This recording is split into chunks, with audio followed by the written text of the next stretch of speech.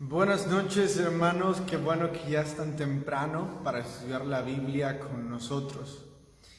Quiero saludar a los que ya están acá, que es Carmen Rivera y Jorge Valladares. Sé que hay algunos otros de ustedes, pero ellos son los que han comentado, los que han puesto ahí el saludo. Entonces, bienvenidos a ustedes y por supuesto a Milsen Cáceres, que también está dándonos el saludo. Les doy la bienvenida al salón de clase de Patmos.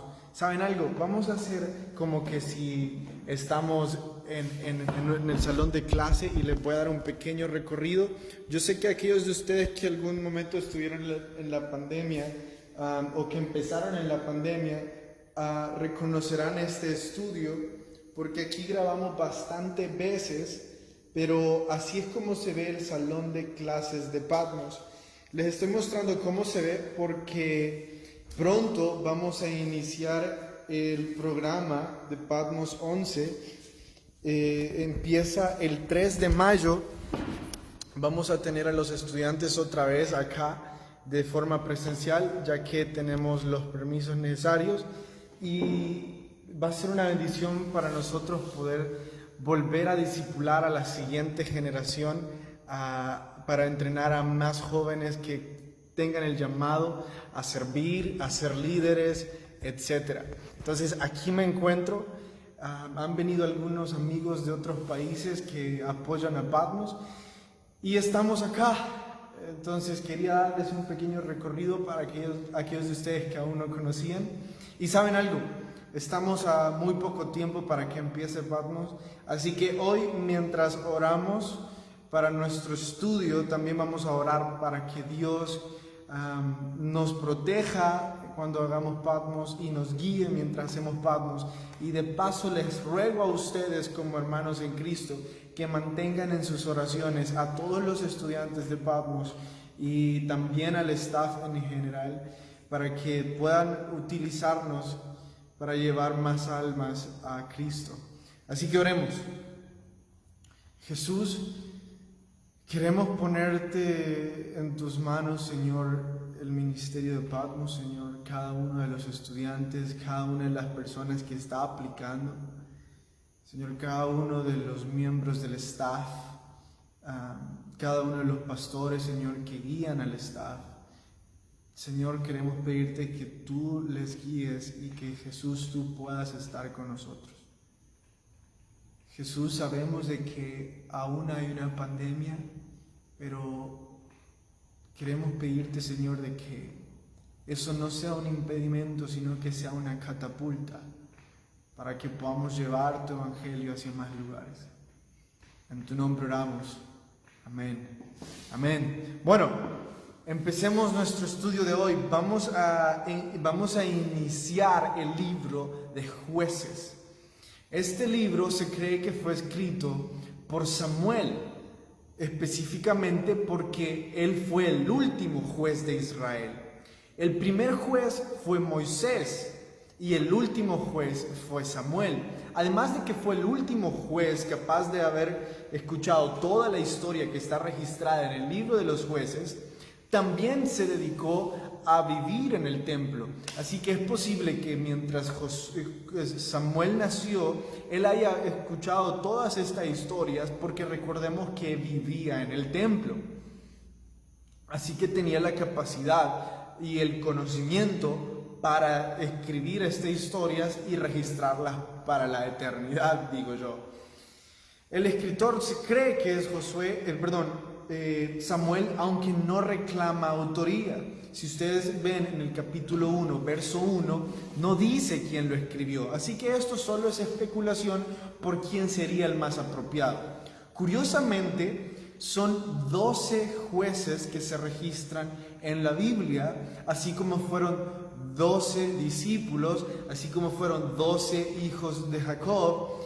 El número 12 siempre está en la Biblia significando algo como el número 7 y el número 3.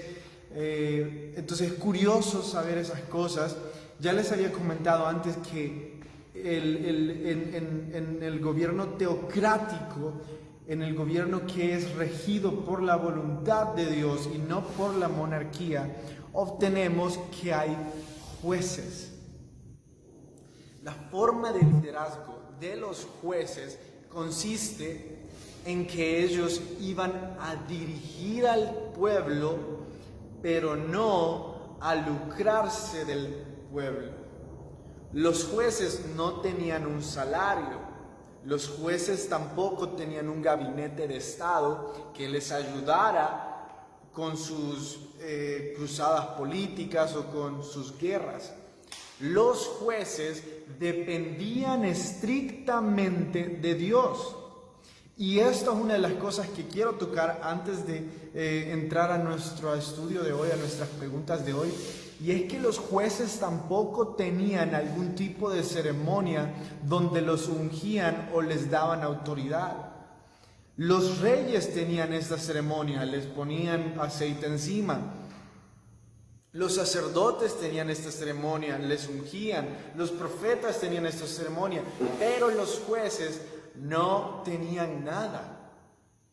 En realidad hay uno de los jueces que ustedes van a leer más adelante, en el cual tiene que haber una intervención porque las personas no creen que él haya sido escogido por Dios. Moisés tampoco tuvo ningún tipo de ungimiento. En realidad, cuando Moisés intentó liderar al pueblo de Israel, ¿se recuerdan lo que el pueblo le dijo? ¿Y vos quién sos?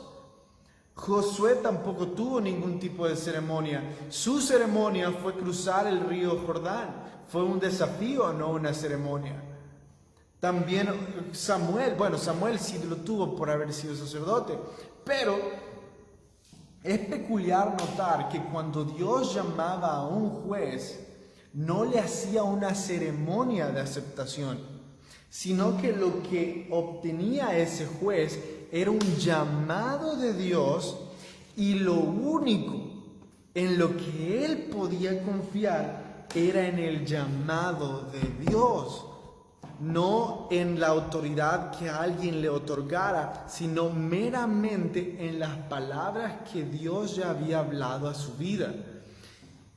Por lo cual, personas como Jefté, personas como Gedeón, personas como Sansón, al escuchar el llamado de Dios, que Él les decía, ve y libera a mi pueblo, ellos tenían que ir y dirigir a un pueblo que no sabían que Él era el nuevo juez. ¿Cómo entonces tomaban la valentía para pararse delante de un pueblo y decirles, yo soy el nuevo juez? Lo hacían porque obedecían al Espíritu de Dios, y el Espíritu de Dios les llenaba de la valentía necesaria para poder ser el líder que Dios los había llamado a ser. Quería decir esto porque si hay 67 personas viendo, yo sé que hay más de una que está sintiendo el llamado de Dios para hacer algo en sus vidas. Quizás liderar a sus familias, o liderar a las personas en sus trabajos, o liderar a sus amigos. Yo sé que sienten el llamado de Dios en su vida para hacer luz en alguna parte. Y ustedes dicen, no me he graduado de un seminario, no me he graduado de Patmos, no he sido instruido, no tengo nada. Sí tienen algo, y es lo más importante. Y es el poder de Jesús habitando dentro de ustedes. Y así como los jueces no tenían ceremonia, puede ser que ustedes tampoco tengan ceremonia, pero tienen a Cristo con ustedes. Y eso es suficiente para salir al mundo y ejercer el llamado que Dios ha puesto en nuestros corazones. Escuchen esto, la mayor parte de jueces se negaban a ocupar su puesto como juez. La mayor parte de ellos. Ustedes y yo vamos a leer y por favor vayan notando que la mayor parte de ellos se sentían incapaces e indignos. Y uno de los pocos que se sintió capaces, que fue Sansón, se negaba a ejercer su liderazgo. Se negaba a salir y hacer lo que Dios le había dicho. Parece que él no se sentía digno por no tener una vida espiritual buena. Vamos a llegar hasta ahí pronto, pero ¿por qué les digo que todos los jueces lucharon con eso? Porque ustedes y yo no somos los únicos que hemos pasado por eso. Los jueces y los discípulos también se sentían incapaces. ¿Por qué? Porque son ese tipo de personas que el Señor usa. Aquellos que lo único que tenemos y en lo único que podemos poner nuestra confianza es en Cristo. La gran bendición de ser alguien incapaz, de ser alguien que se siente inmerecedor de tal oportunidad, es que no tenemos más que nuestra fe en Cristo. No hay nada más que podamos ofrecer. Si fuéramos a una entrevista de trabajo para decir lo que podemos ofrecer al ministerio, ¿saben qué diríamos? Bueno, no tengo nada más que amor por Dios y fe en que Él me pueda ocupar. No tengo talentos, no tengo habilidades. Lo único que tengo es un corazón deseoso de obedecer porque amo a Dios. Y eso es suficiente. Lo último, antes de entrar en las preguntas, es que el libro de los jueces es conocido como uno de los más oscuros de la Biblia. Porque lo que vamos a leer, a pesar de que van a ser historias de guerra o historias de líderes siendo usados por Dios, en sí la temporada de los jueces fue una temporada oscura para el pueblo de Israel. Porque como vamos a leer en el capítulo 2, en el verso 19, escuchen lo que dice: mas acontecía que al morir el juez, ellos volvían atrás y se corrompían más que sus padres, siguiendo a dioses ajenos para servirles. Bueno, paremos ahí. ¿Qué dice ese verso? Que cada vez que un juez moría, cada vez que un líder desaparecía, también la relación que tenían con Dios desaparecía. O sea que el pueblo tenía una relación con Dios mientras tenían un líder que les guiaba a tener una relación con Dios. Era una época de oscuridad porque el pueblo no tomaba la decisión personal de seguir a Dios, sino que lo hacían únicamente porque tenían un líder que los guiaba a hacerlo. Y si hay una frase que vamos a encontrar que se va a repetir en todo el libro de los jueces y debemos de ir anotándola cada vez que la encontremos, es esta: hicieron pues los hijos de Israel lo malo ante los ojos de Dios. Una y otra vez vamos a encontrar esa frase: hicieron lo malo delante de los ojos de Dios. Y lo vamos a encontrar seguidos de cosas como porque en aquel tiempo todos hacían lo que querían, o cosas como y sirvieron a los Baales, y cosas como esas. Fue una época oscura. Vamos a cerrar el libro de los jueces con una historia de un levita teniendo una concubina. Eso significa un levita teniendo más de una esposa, teniendo una mujer para el simple y sencillo hecho de tener sexo con ella. Y vamos a leer lo que hicieron con esa mujer. ¿Va a ser algo triste? Sí, pero eso debería de ser un llamado de atención para nosotros y preguntarnos: ¿qué pasaría si yo no tuviera a alguien en mi vida que me estuviera guiando espiritualmente? Si de repente el pastor o el líder del ministerio se alejaran de ustedes, ¿todavía ustedes tendrían una relación con Cristo? ¿O su relación con Cristo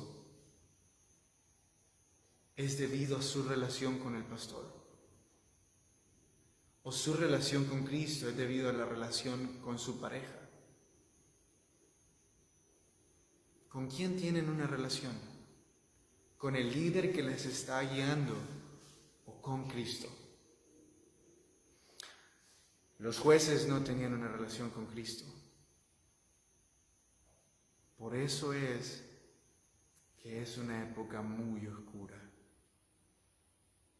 Lastimosamente, estamos entrando y estamos iniciando un libro que sí está lleno de historias maravillosas, pero cierra con una historia oscura. Espero de que eso no se repita en nuestra vida y hoy nosotros podamos decir: Jesús, yo tengo una relación contigo, no con mi líder, no con la persona que me ha guiado espiritualmente. Bueno, empecemos. La pregunta de hoy habla sobre la historia la primera historia que encontramos en el libro de los jueces. Es que Judá, cuando habla sobre Judá, que Judá y Benjamín se unieron, no se está refiriendo a una persona, sino que se está refiriendo a un pueblo. Significa que los líderes de Judá y de Simeón se pusieron de acuerdo para luchar juntos e ir y atacar a un rey que se llamaba Adonisedec. Y cuando lo encontraron y cuando le vencieron, le cortaron los pulgares. Y la Biblia recita cuál es la razón por la que le cortaron los pulgares de las manos y de los pies. No fue crueldad de Judá y de Simeón. La Biblia dice claramente que lo hicieron porque él lo hizo con otros 70 reyes. A otros 70 reyes les hizo lo mismo, les cortó los dedos de las manos y de los pies. Ahora, ¿por qué hacía esto? La razón por la que cortaban los dedos de las manos y de los pies era porque ya no podían ser un peligro militarmente hablando. Si ustedes se fijan, en nuestras manos, si nos cortaran los pulgares, ya no tendríamos la capacidad de tomar una espada. Por lo tanto, los reyes que no tuvieran, o los militares que no tuvieran pulgares, ya no iban a ser una amenaza militar. Y también, si les faltan los dedos pulgares de los pies, se pierde totalmente el balance. Una de las maravillas de la ingeniería de hoy en día es que se han dado cuenta que no hay mejor diseño para nuestra mano que nuestros pulgares. También Isaac Newton dijo: si ustedes quieren ver una prueba de Dios, levanten su mano, extiendan su pulgar para arriba y van a ver la mejor prueba de que Dios existe. Porque Isaac Newton, desde antes que la ingeniería de hoy en día nos lo dijera, él ya se había dado cuenta. Nuestros dedos pulgares son una maravilla, una ingeniería increíble. Entonces, Simeón y Judá se los quitaron por justicia y él se lo quitó a otros reyes para que otros reyes ya no pudieran ser un peligro militar para ellos o para él.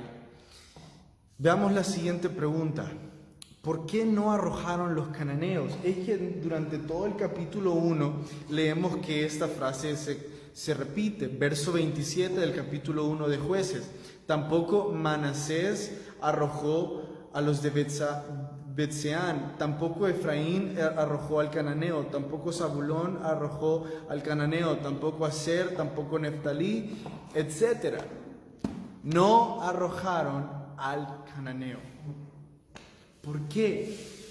Ahí encontramos también la razón en la Biblia. Porque lejos de querer hacer una guerra contra ellos, hicieron negocios. Les dijeron: les vamos a dejar vivir, y escuchen esto, tener sus dioses, seguir haciendo lo que ustedes quieran, pero nos tienen que pagar impuestos, nos tienen que pagar tributos. Dios no los había mandado a ser hombres de negocios, Dios los había mandado a ser luz. Es triste que los israelitas, creyéndose hombres de negocios, vendieron su llamado de ser luz para convertirse en recolectores de impuestos, en tributarios. No vendamos nuestro llamado por convertirnos en hombres de negocios. No veamos a una persona necesitando de Cristo y digamos, bueno, tengo que hacer negocios, eso no es importante. No seamos como los israelitas. La siguiente pregunta: ¿por qué la generación que sucedió a Josué no conocía al Señor? Una de las respuestas por las cuales encontramos que dice la Biblia que después de que murió Josué, esa generación, como no conocía, escuchen esto, el poder de Dios en sus vidas, o no habían visto todo lo que Dios había hecho, se olvidaron de Dios y empezaron a pecar en cuanto ellos quisieron. Incluso dice el verso 13 del capítulo 2, y dejaron a Jehová y adoraron a Baal y a Astarot, y se encendió contra Israel el furor de Jehová, el cual los entregó en las manos de robadores que los despojaron. Escuchen esto. Es muy posible que la razón por la cual esa generación después de Josué no conocía a Dios sean dos. La primera, porque no quisieron escuchar a sus padres, y la segunda, porque sus padres no les dijeron. Entonces, padres de familia, yo no creo que ustedes quieran entrar en la segunda categoría. No creo que quieran entrar en la categoría de mis hijos no conocieron a Dios porque yo no se los presenté. Padres de familia, llevar a sus hijos a la iglesia no es presentarles a Dios. Llevar a sus hijos a la iglesia es hacerlos religiosos. Presentarles a Dios es sentarse en la mesa con ellos, preguntar cómo estuvo su día, y ustedes predicarles de Dios, y ustedes enseñarles de Dios. No le pueden dejar a un líder de jóvenes, a un pastor de jóvenes, al pastor general, la responsabilidad que Dios les entregó a ustedes. Dios les entregó la responsabilidad de criar hijos de Dios, no de criar ingenieros, no de criar licenciados o doctores, sino de criar hijos de Dios. No caigan en esa categoría.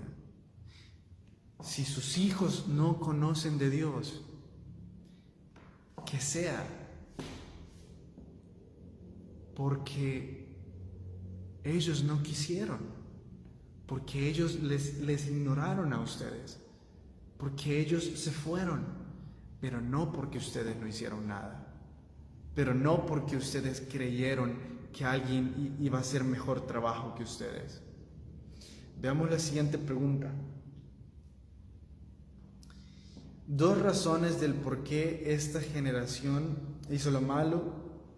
Las 2 razones que nosotros encontramos, ya la di una, y la dice la Biblia, y es porque ellos solo tenían una relación con Dios mientras el líder o el juez estaba vivo. Entonces ellos realmente nunca tuvieron una relación con Dios, sino que tenían una relación con el líder, y el líder los llevaba a Dios. Y la segunda razón es porque se convirtieron en idólatras. Dice, ya se los leí, el verso 13, que se convirtieron en idólatras. Pero también dice en el verso 17, lo repite otra vez, pero tampoco oyeron a sus jueces, sino que, segunda razón, aquellos que no quisieron escuchar a sus jueces, segunda razón, fueron tras dioses ajenos, a los cuales adoraron y se apartaron pronto del camino. Sigamos. La pregunta 6 dice, ¿para qué dejó el Señor a esas naciones en Canaán? Dice el verso 23 del capítulo 2, el último. Por esto dejó Jehová aquellas naciones sin arrojarlas de una vez, y no las entregó en manos de Josué. Dice el verso 22, para probar a ellas a Israel.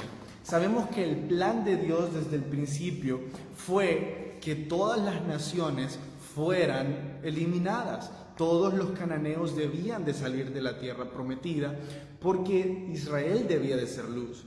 Ahora, también conocemos que el plan de Dios era ese, pero que los israelitas lo desobedecieron. Entonces, Dios siempre hace esto. Dice la Biblia que todo funciona para bien para los que aman al Señor. Entonces, adentro de esa connotación va algo que nosotros tenemos que darnos cuenta que es la soberanía de Dios. Que dentro de su soberanía, lo que hagamos o lo que no hagamos, Dios siempre va a ocupar eso para sus propósitos, incluso las cosas malas. Porque cuántas veces Dios no ha ocupado nuestros errores o las cosas malas para darnos grandes lecciones. Entonces, Dios ocupó la desobediencia de los israelitas para probarlos. ¿Y acaso Dios necesitaba conocer a los israelitas y por eso los estaba probando? Todas las veces que en la Biblia se encuentra esa connotación de que Dios estaba probando a alguien, porque también lo hizo con Abraham, yo les pregunto, ¿ustedes creen que es porque Dios necesita saber cómo esa persona va a reaccionar? No, Dios es soberano, necesita que las personas se den cuenta quiénes son ellas y quiénes son ellos. Dios probó a Abraham no porque lo quería conocer, sino para que Abraham se conociera a sí mismo. Dios prueba al pueblo de Israel no para ver qué va a hacer Israel, sino para que Israel se conozca a sí mismo. Dios nos prueba a nosotros no porque quiera ver qué vamos a hacer, sino para que nosotros nos conozcamos a nosotros mismos. ¿Y qué voy a ganar con conocerme? Se llama convicción. Cuando yo soy capaz de darme cuenta por mí mismo del error en el que estoy, la convicción empieza a golpear mi corazón y nace el deseo por el arrepentimiento, nace el deseo por cambiar. Pero eso sucede hasta que yo me doy cuenta realmente de quién soy. Es muy doloroso vivir engañado, pensando de que yo no hago nada malo. Entonces Dios dice, bueno, voy a dejarte en medio del cananeo. Voy a usar a personas que te van a hacer daño, personas con las que vas a caer, para que te des cuenta de lo débil que sos, para que te des cuenta de cuánto me necesitas. Y cuando ya te des cuenta, porque caíste con el cananeo, porque el cananeo te engañó, ahí vas a decir, la verdad es que necesito de Dios. Me conozco a mí mismo, reconozco que soy pecador y reconozco que necesito de Dios. Para eso Dios suele ocupar las pruebas, para revelar lo malo que hay en nosotros.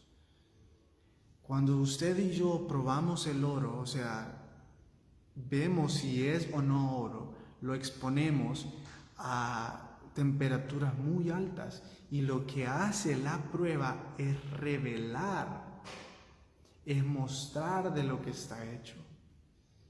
Y eso viene a ser las pruebas en nuestra vida, revelar que necesitamos a Dios.